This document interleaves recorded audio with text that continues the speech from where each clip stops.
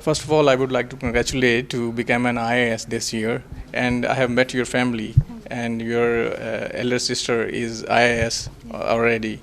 Was it kind of it was kind of a pressure to you that my sister is an IAS and I have to be the IAS again?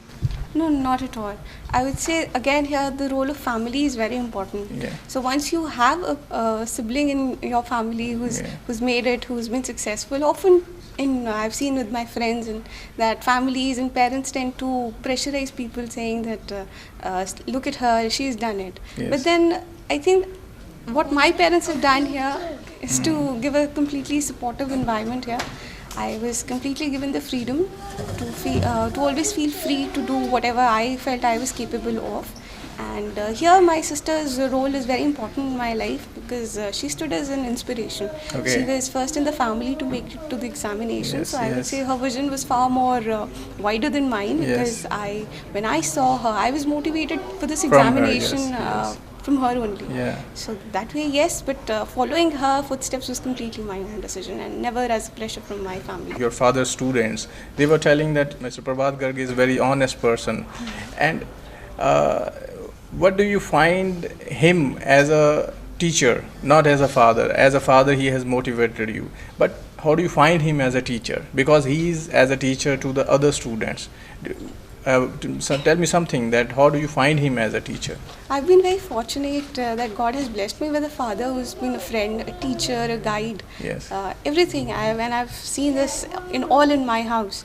So I'm very lucky. So and when I see today other children coming to him and referring to him as his teacher, I feel very happy inside because once you have something at your own place, you tend to take it for granted. But when you see others, you realize what stock of blessings you've had. Yes. So that way I feel that yes, he is a teacher at heart. I have also seen that most of the students who are doing IAS, they shifted their subject like, I should be I should choose these subjects. These subjects are easy: sociology, political science, and these three subjects are easy. So, what do you suggest them? No, I would completely just boil down to one thing here, that you have to gauge what is your interest, where your interest lies. Okay. If what others say is an easy subject, you don't find it interesting, then how can you spend that kind of time and energy on it? If you find perhaps, like I come from economics background, when I was pursuing my economics and I would discuss with people that I would want to do my civil services attempt with economics optional.